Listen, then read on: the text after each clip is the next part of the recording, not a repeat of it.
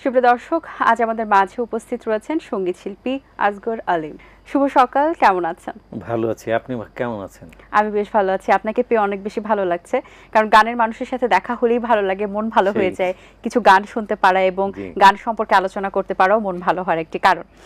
শুরুতে একটু জানতে চাই যে এখন গান নিয়ে ব্যস্ততা কেমন চলছে আপনার? এখন তো মোটামুটি ভালোই চলছে। আমি ইউটিউবে আমার বেশ কিছু গান মানে আমি দিয়েছি, আচ্ছা, এবং আরো কিছু গানের কাজ চলছে, আধুনিক এবং পল্লীগীতি দুটোতেই। আচ্ছা, এই যে ইউটিউবে এখন গান দেওয়ার যে একটা ট্রেন্ড বা এই যে যুগটা, একটা সময় কিন্তু তা ছিল না। আপনারা ক্যাসেটও দেখেছেন, ডিভিডিও দেখেছেন। আমরা একটা সময় অপেক্ষায় থাকতাম অ্যালবামের গানগুলো আসবে। এই পরিবর্তনটা আপনার কাছে কেমন লাগছে? আসলে এখন তো বিজ্ঞানের যুগ, খুব মানে ডিজিটাল, এবং সবচেয়ে মজার ব্যাপার হচ্ছে এখন ইউটিউবে গানটা দিলে মানুষ কিন্তু মোবাইলে মানুষের কাছে পর্যন্ত পৌঁছাতে পারে, সহজে পৌঁছে যায়, মানে তাড়াতাড়ি খুব। জি, আমরা কিন্তু আলোচনা আরো করব, কিন্তু আপনাকে পেয়েছি আর গান শুনবো না তা কিন্তু হতে পারে না। একটি গান দিয়ে আমরা বাকি আলোচনার দিকে যেতে চাই। ঠিক আছে, আমি আমার বাবার একটি গান গাইছি অল্প। ঠিক আছে। মাঝি বায়া যাও রে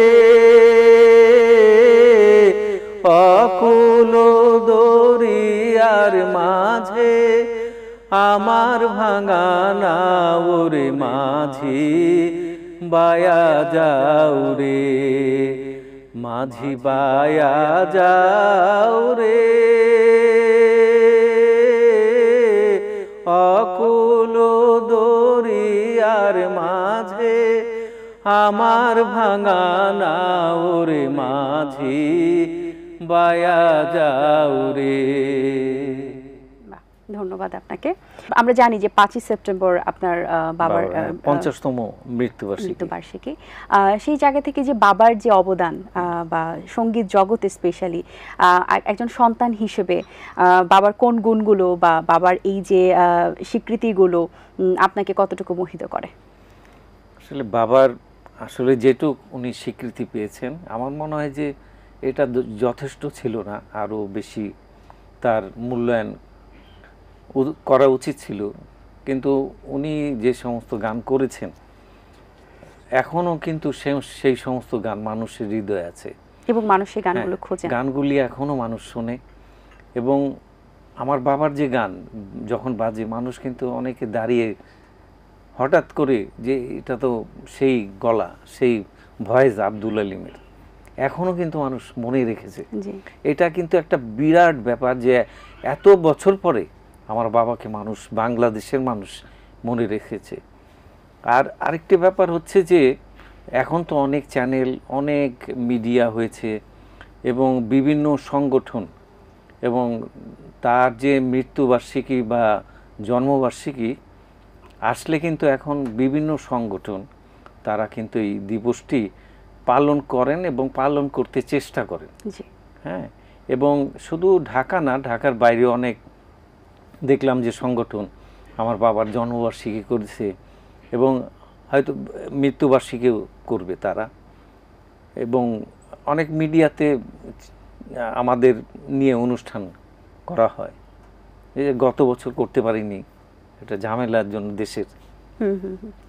আপনার বাবার যে গানগুলো রয়েছেন, সেই গানগুলো কি সংগ্রহের সুব্যবস্থা আছে কিনা, বা সংগ্রহ করার কতটুকু জায়গা তৈরি হয়েছে? সংগ্রহ বলতে ওনার যে সমস্ত গান ছিলেন আমরা সংগ্রহ করতে পারিনি, কারণ সংগ্রহ করতে গেলে তো আসলে যে সিস্টেম ছিল আগে, রেকর্ড, গ্রামফোন রেকর্ড, সেগুলি কিন্তু বিলুপ্ত হয়ে গেছে।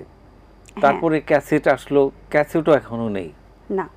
তো আসলে ওনার ছড়িয়ে ছিটিয়ে ছিল গানগুলি, এবং ওই গানগুলি যে সংরক্ষণের যে ব্যবস্থা সেইটা তখন ছিল না সেরকম, যার কারণে তার গানগুলি সেইভাবে সংরক্ষণ করা যায়নি। আপনি আমেরিকাতে ফোক ফেস্টিভ্যালে অংশ নিয়েছেন, কিভাবে আমন্ত্রণ পেলেন এবং কেমন ছিল ফেস্টিভ্যালটি? ফেস্টিভ্যাল তো আসলে তখন আমি ওইখান থেকেই যারা করেছিলেন তারা যোগাযোগ করলেন, এবং তখন আমাকে বলল যে আপনি যেহেতু আমেরিকাতে আছেন এখন বর্তমানে, তো আমাদের এই ফেস্টিভ্যালে আপনি সংযুক্ত হয়ে যান, মানে আপনাকে আমন্ত্রণ জানাচ্ছি এখানে গান, লোকগান পরিবেশন করার জন্য। তো আমার সাথে এইভাবে যোগাযোগ করে আমাকে ওইখানে ওনারা লোকসঙ্গীত পরিবেশন করার জন্য আমন্ত্রণ করেছিলেন। আচ্ছা, সেখানকার এই যে আয়োজন মিলিয়ে সবকিছু মিলিয়ে অডিয়েন্স যারা থাকেন বাঙালি স্পেশালি, তারা তো গান এনজয় করেনি, এবং যারা অনেক সময় কিন্তু অন্যান্য যে রিলিজিয়নের মানুষগুলো রয়েছেন তারাও কিন্তু সেখানে অংশগ্রহণ করেন, তাদের মধ্যে বাংলা গানের চাহিদা কেমন দেখতে পান? আসলে তারা তো ওইরকম কথা বুঝে না, আমাদের যে বাংলা সুরটা শুধু বুঝতে পারে, সুরটা কিন্তু বুঝতে পারে যে এইটা এই ধরনের সুর, এটা বাংলাদেশের গান বোঝা যায়। আচ্ছা, এবং সেই সাথে কবি আনিসুল হক চৌধুরীর স্মরণে একটি অনুষ্ঠানে আপনি অংশগ্রহণ করেছেন, সেটা কেমন ছিল? সেটা খুবই ভালো ছিল অনুষ্ঠান, এবং প্রচুর দর্শক হয়েছিল। অধ্যাপক আনিসুল হক চৌধুরীর জন্মবার্ষিকীতে আমি ফ্লোরিডা, যেটা ওনার ওইখানে যেখানে উনি থাকতেন ওইখানে করেছিলাম, এবং প্রচুর দর্শক এনজয় করেছে সেই অনুষ্ঠানটি। এই ধরনের অনুষ্ঠানগুলো কতটুকু ইন্সপায়ার করে? অনেক ভালো লাগে, অনেক, এবং অনেক সাহস যোগায় এবং অনেক আনন্দ দেয় এটা। এবং ওনার বিখ্যাত গান যেটা আমার বাবা গেয়েছেন, ওই গানটা আমি গেয়েছিলাম ওইখানে। আচ্ছা, ওই গানটিকে আমরা এখন একটু শুনতে পারি? জি। রূপালী নদী রে, রূপ দেখা তোর হইয়াছি পাগল, রূপালী নদী রে, রূপ দেখা তোর হইয়াছি পাগল, ও তোর রূপের সোনায় নয়ন কোনায়, ও তোর রূপের সোনায় নয়ন কোনায়, নামছে রূপের ঢল রে, নামছে রূপের ঢল, রূপ দেখা তোর হইয়াছি পাগল, রূপালী নদী রে, রূপ দেখা তোর হইয়াছি পাগল। বাহ, ধন্যবাদ আপনাকে। আচ্ছা, নতুন জেনারেশনে যারা গান করছেন নিশ্চয়ই তাদের গানও শোনা হয় মোটামুটি, তাদের মধ্যে কার গান ভালো লাগে? অনেকেরই গান আমার ভালো লাগে, অনেকেরই, এবং নতুন জেনারেশন যারা গান করছে বর্তমানে অনেক ভালো ভালো কণ্ঠ, অনেক ভালো শিল্পী কিন্তু উঠে আসছে, কিন্তু এটাকে ধরে রাখা কিন্তু কঠিন। আমরা যতই বলি না ভালো কণ্ঠ, ভালো শিল্পী, আমাদের দেশে অনেক ভালো কণ্ঠ শিল্পী আছে, কিন্তু পরবর্তীতে দেখা যায় চর্চাটা আসলে না, চর্চার কারণে হয়তো কিছুদিন গাওয়ার পর বা কয়েক বছর গাওয়ার পর তারপরে হারিয়ে যায় অনেক শিল্পী। আচ্ছা, এটার কারণ কি শুধু চর্চা হতে পারে, নাকি আসলে মূল্যায়নের জায়গা থেকেও হতে পারে, যে হয়তোবা কোয়ালিটিফুল সঙ্গীত শিল্পীর যে মূল্যায়নটা দরকার সেটা হয়তোবা কোথাও না কোথাও পাচ্ছেন না? অবশ্যই দরকার। এটাও কি কোনো কারণ হতে পারে কিনা আপনার কাছে? এটা হতে পারে, কারণ একজন শিল্পী যখন গান করবে এবং সে যখন তার মূল্যায়ন সঠিকভাবে পাবে না, তখন কিন্তু সে অটোমেটিক হারিয়ে যাবে এবং গানের থেকে দূরে সরে যাবে। তো আমি ওই যে আপনি বলছিলেন যে আনিসুল হক চৌধুরীর অনুষ্ঠান করলাম আমেরিকাতে, তো উনার ছেলেও কিন্তু একজন বড় কবি, হ্যাঁ, এবং এখন আমি যে কাজ করছি, কিছু কাজ করেছি ওনার ছেলের হাসনাত চৌধুরী, উনিও একজন বিখ্যাত কবি, এবং কিছু গান আমার ইউটিউবে আছে ওনার লেখা গান, এবং কাজ চলছে কিছু গানের। আচ্ছা, এবং ফোক গানও করেছি ওনার, আধুনিকও করেছি।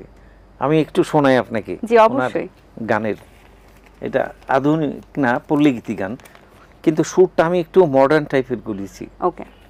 আমার স্বপ্ন তুমি রে বন্ধু, তোমার স্বপ্ন আমি, আমাদের এই ভালোবাসা হীরার চেয়ে দামি, আমার স্বপ্ন তুমি রে বন্ধু, তোমার স্বপ্ন আমি, আমাদের এই ভালোবাসা হীরার চেয়ে দামি, দূরাকাশের পূর্ণিমা চাঁদ আর তারার মেলা, তারি সাথে চাঁদার মেঘে লুকোচুরি খেলা।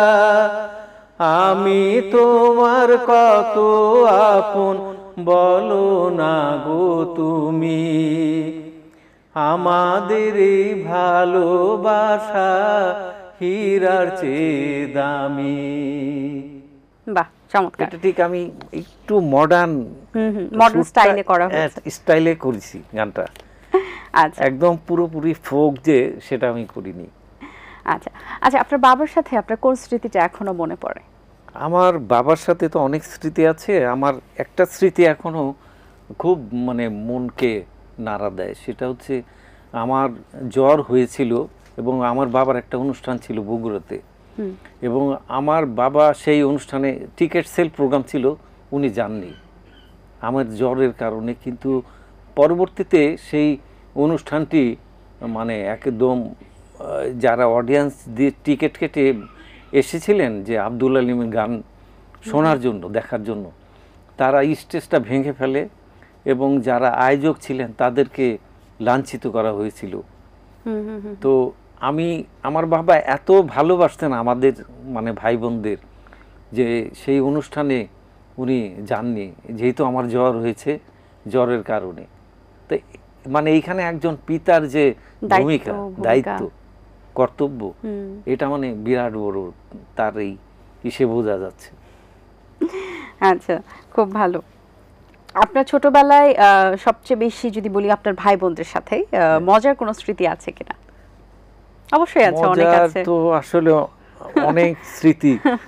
আমার একটা অভ্যাস ছিল ছোটবেলায়, মানে আমি যখন 3-4-এ পড়তাম, আমি বিভিন্ন বাসার গাছের ফুল ছিঁড়ে নিয়ে আসতাম। আচ্ছা। এবং আমার বাবার কাছে নালিশ দিত যে আপনার ছেলে তো ও আমার গাছের বেলি ফুল, গোলাপ ফুল ছিঁড়ে নিয়ে আসছে, গাছ নিয়ে আসছে। তো আমার বাবা আবার খুব আমাকে শাসন করতেন। আচ্ছা, হ্যাঁ, এবং আমার ভাই বোনরা ওইটা দেখে খুব হাসাহাসি করত, মজা পেত আসলে। আসলে ভাই বোনরা এরকমই হয়। হ্যাঁ। তো আপনি বলছিলেন যে ইউটিউব চ্যানেলে যে গানগুলো আপনি রিলিজ করবেন, এখনো করতেছি, কিন্তু চলতেছে আমার কাজ স্টুডিওতে। আচ্ছা, সেটা আপনার নিজস্ব চ্যানেল? নিজস্ব না, আমি যে গান করলাম হাসনাত চৌধুরী, বিখ্যাত কবি, ওনার নিজস্ব এটা ইউটিউব চ্যানেল আর কি।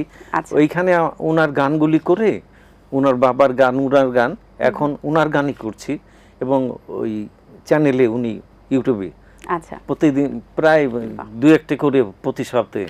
আচ্ছা, আমরা গল্প আড্ডার একদম শেষ প্রান্তে চলে এসেছি। যাবার আগে আপনার কণ্ঠে আরেকটি গান শুনতে শুনতে বাড়ি ফিরে যেতে চাই। কোন গানটি আমাদেরকে শোনাবেন? আমার বাবার একটি ছায়াছবির গান, আর গানটি লিখেছেন গাজী মাজহারুল আনোয়ার এবং সুর করেছেন সত্য সাহা। এ সংসারে কেউ নয় আপনজনা, এ সংসারে কেউ নয় আপনজনা, ও তুই চিনে নে তোর আপনারে, ওরে অবুঝ মনা, ও তুই চিনে নে তোর আপনারে, ওরে অবুঝ মনা, এ সংসারে কেউ নয় আপনজনা, আসল রূপে নকল যত হানবে আঘাত, ও বিরত রে, আসল রূপে নকল যত হানবে আঘাত, ও বিরত রে, যেমন কাল ভুজঙ্গ স্বভাব মতো তোলে বিষের ফনা, এ সংসারে কেউ নয় আপনজনা, এ সংসারে কেউ নয় আপনজনা ও তুই চিনে নে তোর আপনারে ওরে অবুঝ মনা এ সংসারে কেউ নয় আপনজনা